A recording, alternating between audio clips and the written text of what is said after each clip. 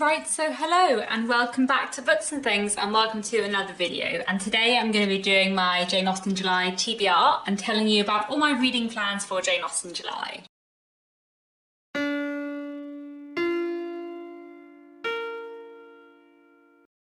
So if you don't know, Jane Austen July is a month-long readathon, a month-long celebration of all things Jane Austen, which is hosted by me, by Marissa from Blatantly Bookish, and by Claudia from Spinster's Library. I'll link their channels down below and all our announcement videos. And I am very excited to be taking part in Jane Austen July once again. This is the 5th Jane Austen July, which is very exciting, and I have lots of exciting reading plans. So today I'm going to run through with you my TBR. This is like halfway between a TBR and a pile of possibilities, in that I have like 11 books that I definitely want to read, and then I have like 7 extra possibilities. I think I probably can read all the 11 books. I think the chance of me getting to any of the extra possibilities are relatively slim, but we're going to see how the month goes. And yeah, I'm just gonna get straight into the books. So I'll go through challenge by challenge. And the first challenge for every Jane Austen July is to read one of Jane Austen's main 6 novels, and there are 2 things I'm hoping to read in July for this. So one is Pride and Prejudice by Jane Austen, one of my favourite books of all time. This is one of our read-alongs for this Jane Austen July, and I'm going to be reading it for the read-along, and also just because I love it hugely. If you don't know, Pride and Prejudice tells the story of the Bennet family, 5 sisters, their parents, and the sisters' kind of romantic relationships, and lots of other social commentary going on around them. It's a wonderful, wonderful book. I love it hugely. I've been debating whether or not to listen to this on audiobook or read it physically. The last 4 or 5 times I've read Pride and Prejudice, I've listened to the audiobook narrated by Rosamund Pike, which I really love, but I'm thinking maybe this year I'll read it physically because I haven't read it physically for ages. So we'll see. But regardless, I'm very excited to reread Pride and Prejudice. And then I also am hoping to reread Sense and Sensibility this year. In fact, I've already started listening to Sense and Sensibility on audiobook in June. Basically, I always like to have an audiobook to go to sleep to, and recently I have put on Sense and Sensibility in the background when I've been going to sleep a few times. But I thought I might focus on Sense and Sensibility a bit more in July, and kind of finish off the audiobook, which is narrated by Rosamund Pike and I've listened to before and I really enjoy. I love Sense and Sensibility. It's not one of my favourite Jane Austen novels, but it's still like an excellent read for me. And this, if you don't know, is about 2 sisters, Marianne and Eleanor, who are very different, and it's about kind of their relationship, chiefly about their relationship, but also a bit about their romantic relationships. But it is kind of more focused on the sibling relationships, I would say, in Sense and Sensibility. But I do really enjoy this one, so I'm looking forward to finishing this off and rereading it in July. I also was thinking I might try and make a video all about Mr. Willoughby, in which case I'll be focusing on that in my reread. And then the second challenge for Jane Austen July is to read one of Jane Austen's works that is not one of her main 6 novels, and for that I'm going to be picking up the other thing, which is our read-along for the month, which is Lady Susan. Lady Susan is a fantastic novella by Jane Austen, which is written in epistolary form, in letter form, telling the story of a woman called Lady Susan, who is a widow in her mid-30s, who is quite conniving and cunning, and a little bit mean, but very, very interesting and entertaining to read about. I love Lady Susan, really looking forward to reading it, and yeah, another one that I'm very much looking forward to getting to in July. The next challenge is to read a non-fiction work about Jane Austen or her time, and I have a few different options for this. 2 things I definitely want to read and a few things that I might read. So one of the things I definitely want to read is The Genius of Jane Austen by Paula Byrne. I have access to an audiobook of this from the library, and this looks really great. I read Paula Byrne's biography of Jane Austen, The Real Jane Austen, A Life in Small Things, last year and really enjoyed it. And this book, The Genius of Jane Austen, comes highly recommended from Marissa from Blatantly Bookish. So the full title of this book, including the subtitle, is The Genius of Jane Austen, Her Love of Theatre and Why She is a Hit in Hollywood. So I think basically this book is about Jane Austen and what works about Jane Austen's writing, but also why Jane Austen works really well adapted to screen. So I think that's just going to be quite an interesting and different non-fiction about Jane Austen, so I'm really looking forward to that. Then another book I am very excited to get to, which I have ordered a copy of, and hopefully should arrive at some point before Jane Austen July, is A Truth Universally Acknowledged, 33 Great Writers on Why We Read Jane Austen. So I think this is a kind of critical collection with essays from 33 different writers about the works of Jane Austen, which I think sounds absolutely fantastic. A few people were recommending it in the comments and it sounds really, really excellent. So I've ordered a copy of that and hopefully that will turn up soon because I'm very excited to read that in Jane Austen July. And then there are 3 other books which I have got out or am getting out of the library, which I may or may not pick up for this challenge depending on how the rest of my reading goes. So one of them is the Jane Austen biography by Carol Shields, which I've heard really good things about.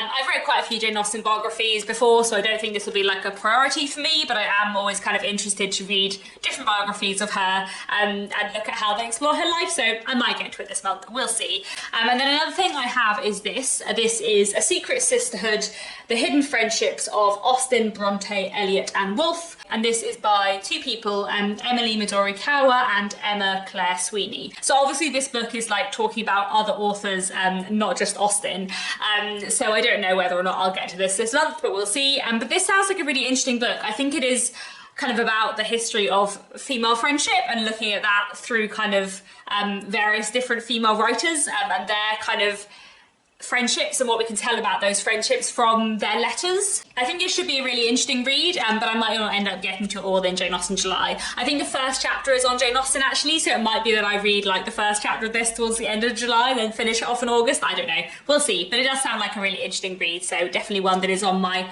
pile of possibilities, if not on my actual TBR. And then another book that I might get out of the library is A Brief Guide to Jane Austen, The Life and Times of the World's Favourite Author by Charles Jennings. This is another kind of summary book about Jane Austen and her life and her works. It's kind of hard to tell whether this is a very kind of introductory one or one that might be slightly more in-depth, but I'm going to get out of the library and see, and it might be one that I pick up in July, but we'll see how I go. The next challenge is to read a retelling of a Jane Austen book or a work of historical fiction set in Jane Austen's time. So again, I have lots of options for this, some things I really want to read and some things I might read. So to start off with retellings, I really want to read Where the Rhythm Takes You. I've got an ebook copy of this. This is a YA retelling of Persuasion that I've heard good things about on BookTube, and I've got a copy on my Kindle, so I'm looking forward to hopefully picking this one up in July. Last year I read Pride by Edie Zaboy, which is a YA retelling of Pride and Prejudice, and I really enjoyed it, and I just really enjoyed reading some YA and reading some Austen related YA, so I'm kind of keen to continue with that, and I've heard good things about Where the Rhythm Takes You. Then I'd also really like to read Written in the Stars by Alexandra Bellefleur, which is a LGBTQ plus retelling of Pride and Prejudice, about 2 women who are Elizabeth and Darcy, and you know, they're gonna fall in love. So I'm excited about that. It sounds really good. And Alexandra Bellefleur is a rom-com writer who I've heard great things about. This is another one where I can get the audiobook out my library, so I'm hoping I'll manage to listen to that at some point in the month of July. And then another thing I'm hoping to listen to in July is The Jane Austen Project, which is a kind of Jane Austen retelling involving some time travel, which sounds kind of fun. So I think it's about like 2 people from, I'm assuming, the present who go back in time and then like try and befriend Jane Austen on some kind of mission. And I don't know if you do much more than that, but I think it could be really fun. I feel like time traveling to meet a famous author in the past could be really fun, or might feel a little bit silly, but I think me and Marissa from Blakeney Bookish are going to buddy read this together, so hopefully we'll have a good time reading it, and you know, I think it could be a lot of fun. And then there are 2 other books for this challenge which are kind of more under the historical fiction side, which I am really excited to read in July, both of which are by authors who I love. And the first is Godmersham Park by Jill Hornby. Godmersham Park is coming out, I think possibly today on the day that this is going up, or definitely around this time, and I've pre-ordered a copy, so my copy should be with me soon, and I'm hugely excited for this. So Jill Hornby wrote Miss Austen, which is a book about the life of Jane Austen's sister Cassandra, which I read a couple of years ago and just absolutely adored. And then her new book, Godmersham Park, is coming out soon, which is all about Jane Austen's family, focusing on Jane Austen's nieces, and I think like Jane Austen's niece's governess. So a bit like tangential Jane Austen related, but it is, you know, set in Jane Austen's time, and I assume Jane Austen might appear in the background as a character, or certainly like members of her family will. And because I've read quite a few biographies of Jane Austen, I feel like I'm quite familiar with her family as well. So I feel like this is going to be really good fun. I also love books about about governesses, so I'm just very, very excited. I'm very, very hyped for this because I love Miss Austen so much, so hugely excited for this. This will definitely be a priority this July. And the other thing I'm hoping to make a priority at the very end of July is Infamous by Lex Croucher. So this is being published in the UK on the 21st of July, I think. So it is coming out at the end of July. I've pre-ordered it and I'm hoping I will squeeze it into the final week of Jane Austen July. I loved Lex Croucher's debut novel Reputation, which is also set in the Regency period. I used to work at Lex's publisher and I did quite a lot of editorial work on Reputation, but I've never read Infamous because I left that job before that book was in the works. And I'm just really excited to read it because I love Reputation so much, and it's such a joy and such a fun, delightful book in so many ways. And I just can't wait to see what Lex did next. So Infamous sounds incredible. It's about two young women in Regency society, one of whom is quite unconventional, I think. I gather Lord Byron's in it, and it's also going to be a lot about writing. I'm sure it'll just be a fantastic, hilarious adventure, and I'm just very excited for it because I love Reputation so much. So very much looking forward to that one. Will be a priority in the last week of July. And then there are a couple of other things that I might read for this challenge, but we're going to see how it goes. So one thing I got out of the library was the Jane Austen Book Club by Karen Joy Fowler, which I have heard quite good things about, slightly mixed things about. I feel like I've actually heard better things about the film than the book, but I have been aware of this book for a while, so I feel like it might be quite fun. As you might be able to tell from the title, this is about a book club who meet to read Jane Austen and about their lives. So this sounds kind of fun, and I might pick it up in July. We'll see where I get to with the other things that I want to read. And then another thing that I have put on my pile of possibilities, which I can get from the library on audiobook, is Ladies of the House, which is a modern retelling of Sense and Sensibility. So the main reason why I thought that I might pick this up is because I feel like the majority of the retellings that I read are of Pride and Prejudice, because there are just a lot of retellings of Pride and Prejudice out there, but I thought it might be nice to read a modern retelling of Sense and Sensibility. I did read the modern retelling of Sense and Sensibility by Joanna Trollope a little while ago, but I wasn't a huge fan of that, so I'm kind of interested to try a different one and see what it's like. So we'll see whether or not I get to it in July, but it is vaguely on my list. And then another thing that I thought I would put on my pile of possibilities for Jane Austen July was Remarkable Creatures by Tracy Chevalier. This is a work of historical fiction which is set in Jane Austen's time, and Marissa from Blatantly Bookish has been telling me lately how amazing it is, and I'm just really keen to read it. I really like Tracy Chevalier. I've read 3 of her books before and really enjoyed them, so I think this will probably be the next Tracy Chevalier book I read. I just need to see whether it is actually one I managed to get to in July. It is actually another one that my library have an audiobook, but I feel like half the things I've mentioned in this video I only have access to an audiobook, and I'm definitely not going to read that many audiobooks in July, so we're going to see how I go, but I would like to read it at some point. So Remarkable Creatures is set in Lyme Regis in 1810, and it's about a brother and sister who pick fossils on the beach and what happens with their lives. It is based on a true story, and I feel like I know a little bit about the true story, possibly from one of the books I've read for Jane Austen July. I feel like maybe Paula Byrne was talking about it in The Real Jane Austen Life in Small Things. I'm not certain. Anyway, I think it will be a really interesting read, but whether or not I actually get to it in July, we'll see. Because my pick for the next challenge is pretty long and may take up quite a lot of July. So the next challenge is to read a book by a contemporary of Jane Austen, published during Jane Austen's lifetime. And for this, I've put on my TBR, ambitiously, Waverley by Sir Walter Scott. I read another book by Sir Walter Scott earlier this year, The Talisman, and I really enjoyed it. And it made me think that I want to try and make an effort to read Walter Scott while I'm feeling the enthusiasm for Walter Scott, and especially Waverley, because I feel like that's his kind of most famous, best-known novel that is considered a great place to start. So I got this out of the library, and it is quite long. However, the text is not really tiny. It's normal size font, I would say. So I'm hoping that it's not like one of those classics that is long and actually longer than it looks. I think it is as long as it looks, but not longer.